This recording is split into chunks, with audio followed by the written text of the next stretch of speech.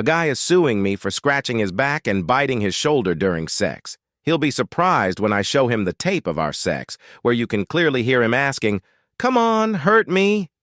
The thing is, I have rich parents, and the guy told a friend that he was going to hit me up for money and get away with it.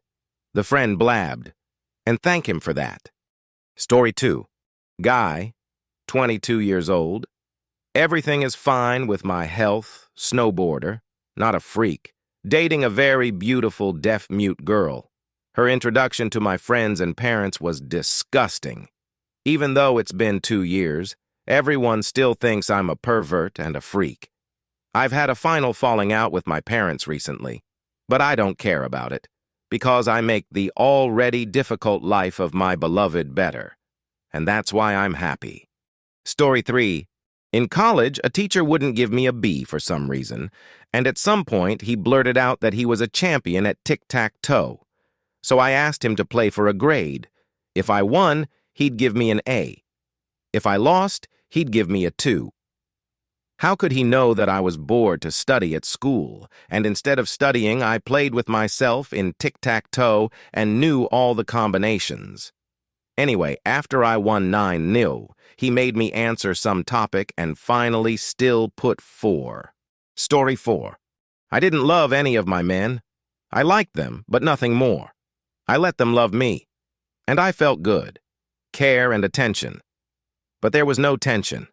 I never forbade anyone to do anything. I felt calm and didn't worry. If he goes away, it's a pity, of course. But okay. With the second husband together for 6 years. And for the last 3 years, I really love him. And it's horrible. It's like they took my heart out, ripped a piece of it off and gave it to him. It's like he's my horcrux now, my vulnerability. Story 5. I met a girl. She has a kid, now a single mom. She fell in love with me, and I'm in awe of her. I'm married. I have children. I'm not going to leave my family. We communicate. I help her with anything she blabs about. She wants more, of course, which I can't give her. That's why she's in a bad mood. And when she started to realize it, she refuses to help at all. What can I do to make her feel better? I want to continue to support her morally and financially. I'm running out of fantasy, and I don't want to lose her. Story 6. I recently got a doctor's appointment to see a therapist, and I realized that I need one myself. My husband asked me what to get for March 8th, so I decided to ask him to pay for a couple of sessions. He found a good institute of psychiatry. We agreed. After a while, he calls and asks, "What format should I give this to you?" I called. Turns out they don't have gift certificates. I was blown away. Story 7. My boyfriend and I were 5 years together, love crazy, but then the quarrels started and we kind of broke up. But he's still texting. We're still seeing each other out of habit. I know that his feelings for me are not the same, and maybe he has someone on the side. But I am a weak-willed wimp. Forgive everything. What can you do? I love. The other day, his friend blabbed that he goes there to visit girls. Allegedly, they were drinking there, and my boyfriend came to the friend and asked for condoms. This friend knows that we are not together and blabbed, thinking that I don't care. Story 8. The girl asked me something, I answered.